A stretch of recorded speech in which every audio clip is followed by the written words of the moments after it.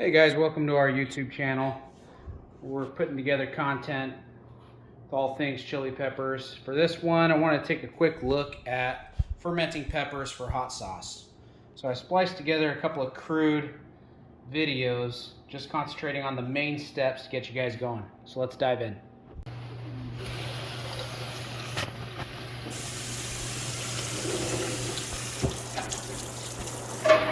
Step 1, give everything a good rinse. Step 2, pick out your fresh peppers or whatever you're planning on fermenting and weigh them out individually using grams. Then be sure to write down your recipe as you go so you can make it again. Step 3, chop up your ingredients. Throwing them in the bucket that you're planning on doing your ferment on. The peppers, pull off the stems. You can either go in as cubes or you can chop them real fine. The finer you chop them, if you want, you could just go with salt and do a dry ferment. Or if you go with chunks like this, you can go with a brine. Difference is, with chunks, you can't fit as much as you can if you do a dry ferment. Alright, step 4, after fighting all the stems, some of them like to stay on, you're going to notice it is hard to fit everything in what you're using for a ferment. Whether it's the bucket or you're using jars, like over here, here's some jars.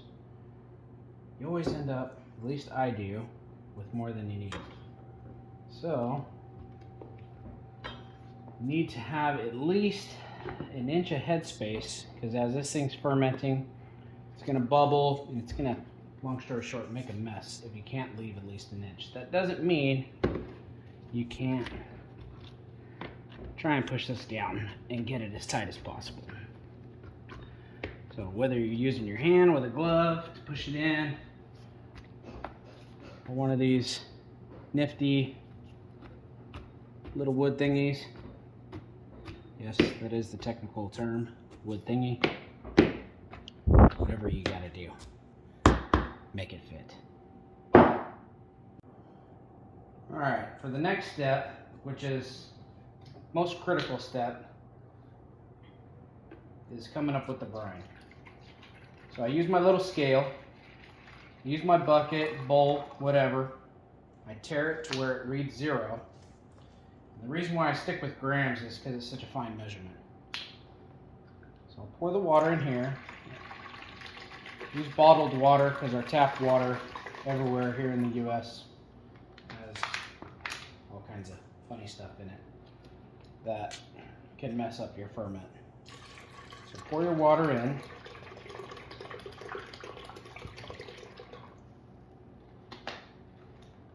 Should be more than enough, but we're going to do 4 bottles here.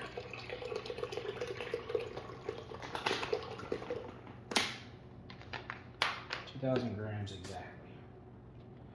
And 2,000 grams times, so between 3 and 5%. So I go right at 3 and my pH comes out perfect.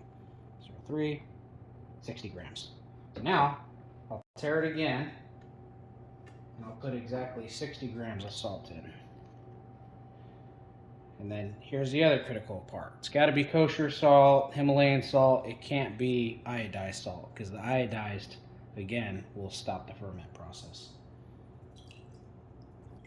Go. 14, 15 grams, 16, 23,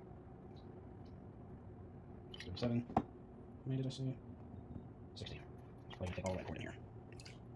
51, 54. What? Obviously a little more. It's going to be one at least at that. There you go. So 62 grams.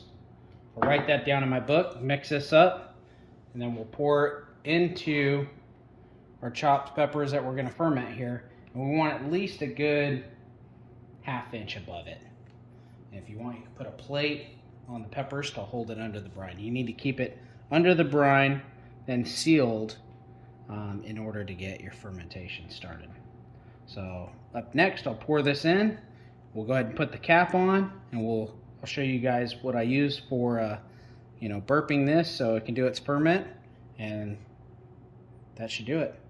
All right, guys, we have finally come to the end. Here is the last step, which is after putting the water brine in that we made, make sure it's covered everything, and then you'll see here I got a plate. So I use this plate just to hold everything under the brine. So if you got it under the brine, that's gonna, pretty much cut all of the chance of this getting mold on it.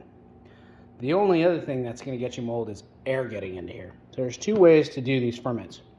One, I could have just put this lid on by itself and then burped it every once in a while. Because as this ferments, it creates CO2, and if you don't burp it, this lid will just blow off and probably make a big mess. So instead, I use these little airlocks. So essentially, drill a little hole in your lid, put this rubber grommet right here, and this airlock slides in. If you look at fermenting kits on Amazon, they'll come with your jars, and obviously I do a lot of ferments with my jars as well. But when you want to do a big batch, you just drill a little hole in a food grade bucket. Don't use a Home Depot bucket like I wanted to. Got to use something food grade, and throw one of these airlocks in here. Make sure you got a little bit of headspace right here, so this thing can kind of bubble, and you don't got to worry about it making a mess. Other than that, that's how you do your ferments. Wait 2 weeks. Give it a try. I usually try mine after 2 weeks, and then a month, 2 months after that. The longer you set it, the funkier the taste is going to be. So me, I'm more around the 2 month, 1 month range. That makes good for hot sauce.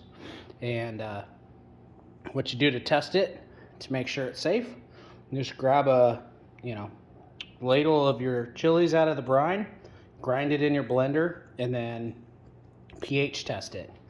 Just have one of those pH testers, again from Amazon. Stick it in there, wait a couple seconds. If it's under 4, that's usually what I shoot for, you're safe. I think you could technically go up to 4.5.